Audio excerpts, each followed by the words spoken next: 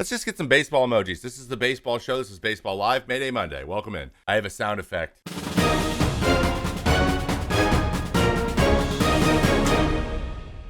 Welcome into the news. It's so loud, dude. It's so loud. I wasn't able to watch much baseball yesterday, but it seems to me, it looks like we had the Mariners void of sleep, and I think this is what we're talking about. Floro now got his ERA up to a 1.03. This guy freaking throws a 1 every year and does not get any love. The Blue Jays going down to the Tigers, 14-11. That's one of those pitching games where you're like, hey, how about we leave me out of this one, huh? Looks like Jordan Romano's struggles continue. ERA up to a 6.4, which that is one of those things where you're like, well, it looks like I am going to have a 4 this year, no matter how well I do. I pitched in these type of games, or I've been on teams where these type of games were happening. You're just in the bull. It's like you're in the bullpen, and between you and the field is a big shark tank.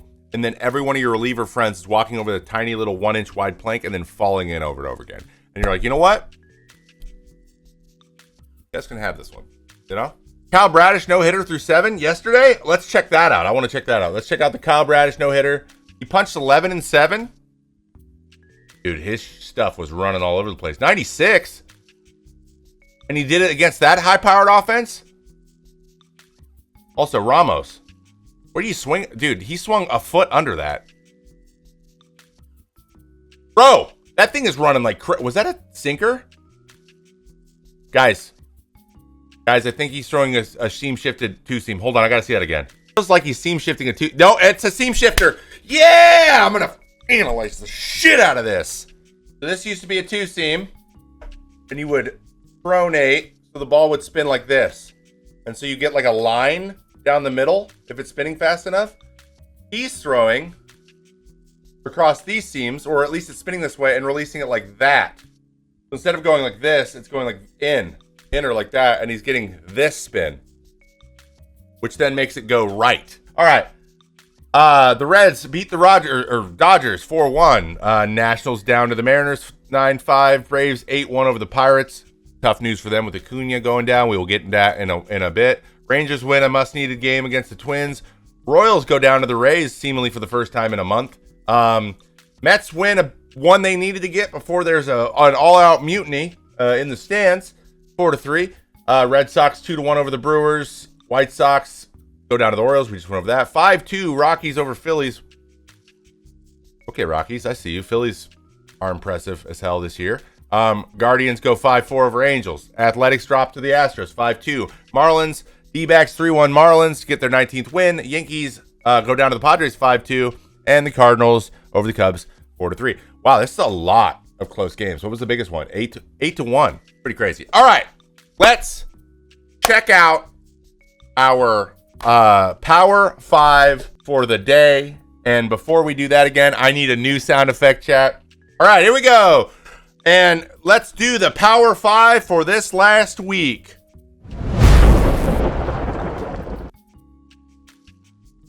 Here are your top 5 Power 5 teams going in to the week of May 27th, 2024 in 5th place. Let's see what the best way to do this is. 5 in 5th place, which will probably be a stunner to a lot of you, because this will mean that a team that you were probably expecting will not be in the top 5. I have the Kansas City Royals. Get it out of your system, your boos and your cheers. And let me tell you why. 1, Seth Lugo is currently your Cy Young winner in the AL. 100%. I'd say he wins it. He is crazy good this year. I will say Salvi hitting the top batting average. Big time. That guy can hit. Always has. Great catcher as well. Bobby Witt Jr. is a bona fide star and a team and a guy you build a team around. And then a lot of their young talent is doing a really good job. Their bullpen's been solid. And they have Tyler Duffy. For your 4th most powerful team in the major leagues, that is the Cleveland Guardians. And who would have thought it coming? They are pitching and they are hitting. I don't know. I think they're drinking. I think they got that juice from that Michael Jordan gave everybody in freaking Space Jam. I don't know.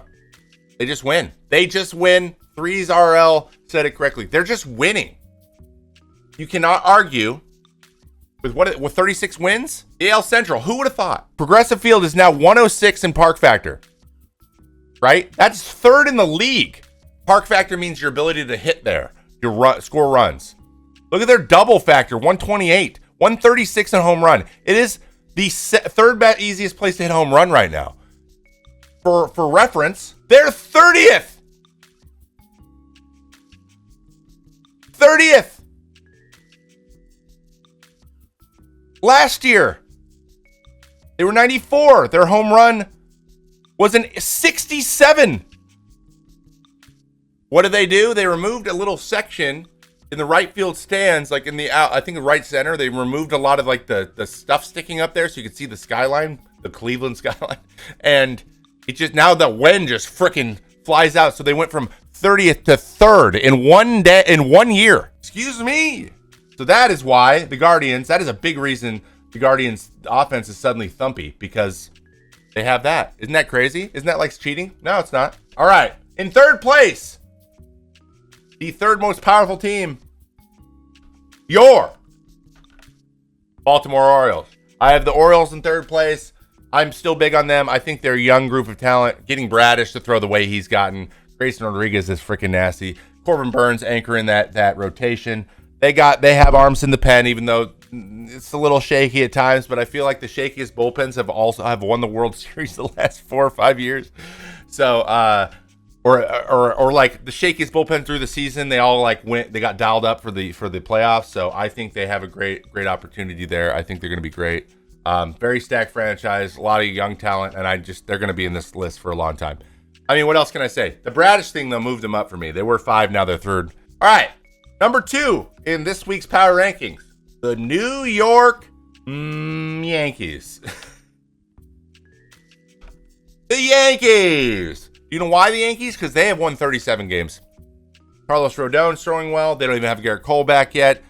Heel, like we mentioned before, which we will get into. We'll go look at his year and the things he's doing well. We'll break him down a little bit. He's been a great surprise. Clark Schmidt has done a good job, except for the tipping the other day. That wasn't great. But the New York Yankees, Juan Soto's made a huge difference. Alex Verdugo's made a huge difference. And Marcus Stroman has made a huge difference. I'm so glad that I actually called it out in the offseason, because I was right, and it feels good. Just pay Soto already. 12 years, $600 million. Let's look up the news on Hal Steinbrenner. What did he say? They have a $300 million payroll, which seems to be working out. Hal, what I have to say is, guys like a broken record. I don't believe I should have a $300 million payroll to win a championship. Yeah, and people don't believe they should be paying $12 for eggs, Hal. But our number 1 power ranking team, as I got distracted, as I always do. Number 1, the best team, the team to beat right now, the Philadelphia Phillies. 38-16. They've been beating the teams they're supposed to beat. They've been beating everyone else. I understand their schedule has been weaker. I understand that. We're going to learn a lot about them. The way we do this is right now. It's the hottest team, the team that's hardest to beat, that is dialed in, and is doing the things they're supposed to do. Philadelphia Phillies are number 1 for me. I think they have their money tied up in the right ways. They have a good payroll. They have a good smattering of guys who are cheap. Stott, Bohm, Marsh. And then they got the guys who are locked in. Schwarbers, the Harpers, the Wheelers, and the Nolas. Like, that's a good combination of guys who are hungry, who are trying to get themselves established and playing really well and getting better every year.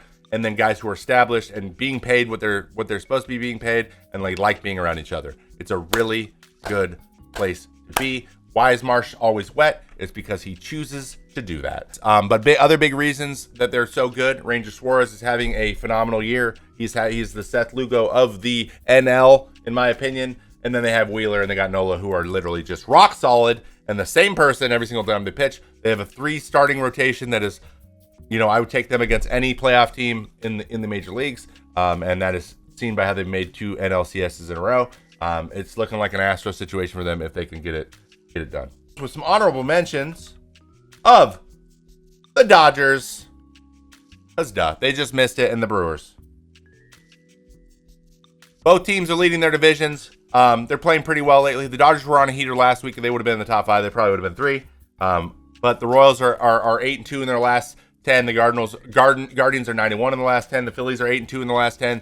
The Yankees are 7-3, and the Orioles are 7-3. So, like, these teams are all playing very, very well. All right, your bottom 5, your 26th team, are the Reds. Severely underperformed, even though they have. I'm still high. I'm hopeful for them, but they have played not well. They do not hit on the road at all. That is bad. But Ellie De La Cruz is very fun to watch. They're just better than that. They have good starting pitching with Montas and Hunter Green and Ashcraft and Lodolo. Like, they're nasty. They gotta score runs. Did they just sweep the Dodgers? Yeah, but at home. They're still 23-30. I'm still disappointed in them. 27th, the Angels. What are they ever doing? The Angels are 27th. I never know what the hell they're doing. They spend money in the weirdest ways I've ever heard. Their highest paid guy last year was an 8th inning guy. Something they just simply did not need. Trout got hurt again. Rendon got hurt again. And it's the same team, but without Ohtani. They just don't, like, their ownership is, I just don't know I just don't know. It's like to the point where I'm like, do you have any clue how any of this works? This is crazy. Number 28, Marlins. They're just not very good. Their entire team has been decimated by injuries, and they don't really score enough runs. They don't really have enough power. They don't hit for average, and their catchers are basically just backstops. Traded Luis Suarez. They've just kind of thrown in the towels for the 28. Even after playing a lot better as of late, man, the Rockies are bad. They're just bad. They can hit. Their bullpen has been extremely, extremely weak. They can't close games out. The problem is, like, no lead is safe when I'm going by basically, if you're going through a game, if you're going into the game every day and there's not even one inning where you feel comfortable with the lead, that can take a toll on you. Though they have scored a lot more runs. They are the Colorado Rockies. They generally do. But shout out to Ryan McMahon. He's having a really good year. Tovar seemed to be a really good sign. He's a solid player and a great defensive shortstop. I think he's going to be their guy for a while, which is awesome. Ezequiel Tovar is good, man. And Austin Gomber's been the bright spot in Denver. It's going to be interesting to see, like Tyler Anderson, how he's gonna do somewhere else. Because unless he's on a contract, he's not on a contract, is he? Honestly, I'll be completely honest. The vibe from the Colorado Rockies is that they're cool with it. Like, they're just cool with where they're at. And who am I? Who am I to say that? All right, as we complete this run of show, the last team, the worst team, is the White Sox.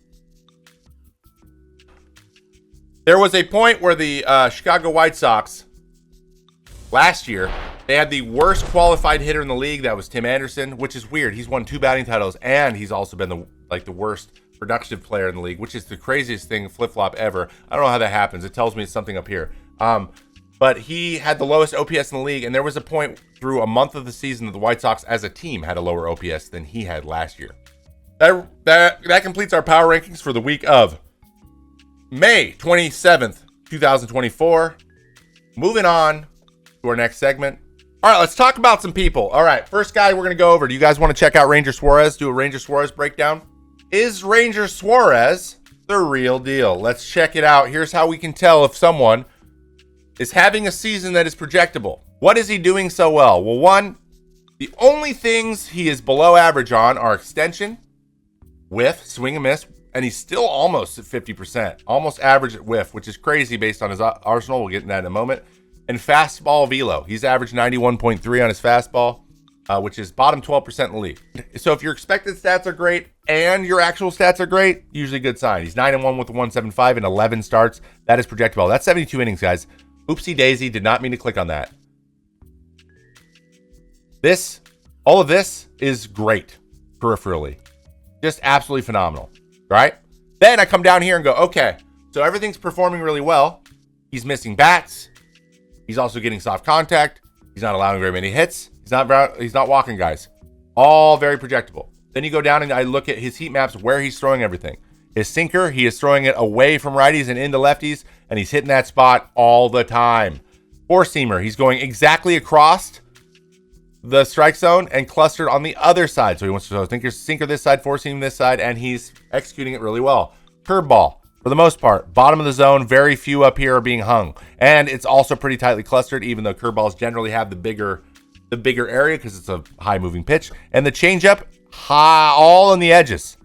So he's not, the only thing he misses in the middle of the plate sometimes is the curveball, and that's just because he throws at first pitch, and that's all you have to do. And then the cutter, up and into righties, up and away to lefties. He probably never throws it to lefties. Up and in, so he goes four seam and up and in cutters. So you can see these two together. And he uses this, and this together. And then we come down to movement. So his changeup drops 40 inches, which is insane. That's absolutely crazy. And his sinker drops 28 inches. These two pitches look exactly the same. His changeup sinker combination is pretty gross. I don't know what else to say. Like, that is going to make him have the year he's having. So will he end with a 1.7? Probably not.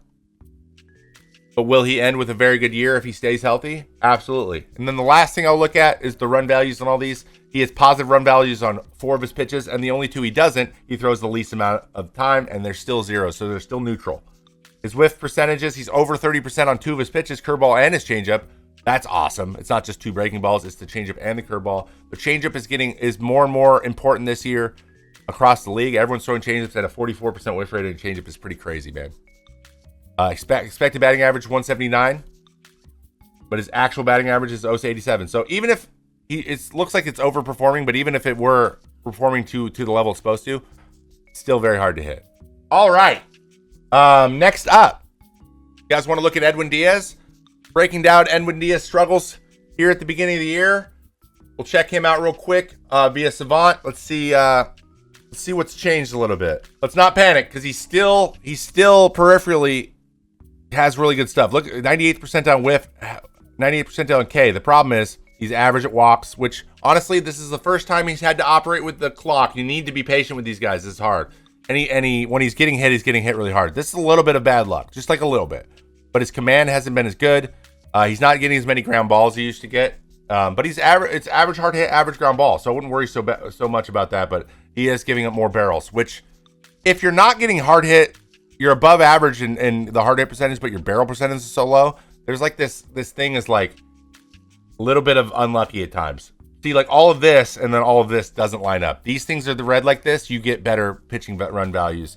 So this is what's actually happening. This is what his stuff is projecting to be like.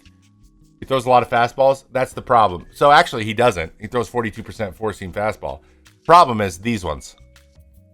So this is where it was all 2022, and he never missed here. He's yanked a lot more this year, and he's thrown a lot of sliders down the middle more. He used to be here. So these are hurting him, and these are hurting him. His misses are in the middle of the plate. That's it. His usage is almost exactly the same that it was in 2022. It's just where you miss. That's all it comes down to. Look, expected batting average on his fastball 170, or on his slider 170. Actual batting average 245. Expected slugging 282, actual slugging 465. He's just given up some really, really unfortunate home runs. 37% whiff still, 35% K rate. All of this is fine. It's just if he didn't give up the 2 or 3 homers he's given up, his year looks completely different. That is all it is. Maybe he's behind a little bit more. Maybe he's just making a couple more mistakes. He made no mistakes in 2022. But the difference between this and this is like 4 runs. So let's pump him, right? He's going to be okay. Can we look at Manoah and see if his last few games are sustainable for all season? Yeah, you want to go look at his last few games? Actually, let me just look him up. Let me look at Manoah. Manoah has looked way better. So this is another thing. There's like barrel and then hard hit percentage. These two things need to line up a little bit better. But he's above average in some stuff. No one's chasing like they used to. He used to throw like that sweeper that would get chased a lot. Struggled a little bit last time out. 4 walks, gave him a couple homers. Let's look at these homers. I give Riley a different look, not maybe a... Okay, we need to not have audio on. Change it right down the middle. That one did not move at all. Another changeup? Yeah, his changeup's not moving. Who was that to? Kerry Carpenter? Changeup. Yeah. See this, guys? That's a bad changeup. That's a bad changeup. And then Colt Keith was the other one. Yeah, his changeup was terrible. So what you're looking for on changeups, like this, you're looking for 14, 15 inches of arm side run. His literally went 10 and 11. It looks like his access. So he seam shifts too. He throws everything on like he supinates. He throws everything on the outside of the ball, and so he tries to get it go that way. It looks like it's just kind of like floating. It's not really getting there. So that's what those homers look like. I don't know. I don't know if this is sustainable. It's. I think it's too early to tell. Though, one thing I will say, something that should be exciting for him. Let's get rid of this homer. Back-to-back 7 innings. So he's eating innings. No runs, 2 starts in a row. 6 and 7 Ks. Like these, he was probably very good at and looking like old him. 78 pitches, 7 innings. They just couldn't score any runs. And this was his first one back, right? He went back. He gave a bunch of runs in the first inning, settled down a bit, pitched a little bit better, and then he's thrown well. So 2 of 4 have been not great. One's a clunker, but I think he's improving, and you should be encouraged by especially the one hit against Tampa. All right, there's Manoah for you. We went over Sugar Diaz. Let's talk about a little bit more news. Ronald Acuna. Mr. Ramirez has suffered a complete tear of his ACL. Injury occurred Sunday's game against Pittsburgh when he attempted to redirect his momentum while running the bases. Third time in his career he's been sidelined because of ACL-related injury, having previously missed a month, 2018, and then significantly more time in 21-22. So it's interesting whether or not it's been bothering him all year because he's been not playing well. Like, not up to his standards anyways, and he's not been running, which is a prime example. It sounds like this might have been something that was around for a while. But yeah, it's a big blow for the Braves, who are kind of getting left behind by the Phillies a little bit right now, and they might be in danger of their division streak ending. So now they're talking about who they could pick up. Taylor Ward, Longes Taylor. I think that would be a good fit for them. Tommy Pham, he's always on the block. He's ready, bro. If they got Rook though, bop. They need Riley to come back and pick up some of that slack. And they need Murphy back, switching off and on with Darno like they were last year to get that punch going. And then Olsen needs to continue to get better. Guys, this has been Monday Mayday, working title, possibly Baseball Live, possibly Baseball times 5 Live. I kind of like that. Baseball times 5 Live. Sounds really good.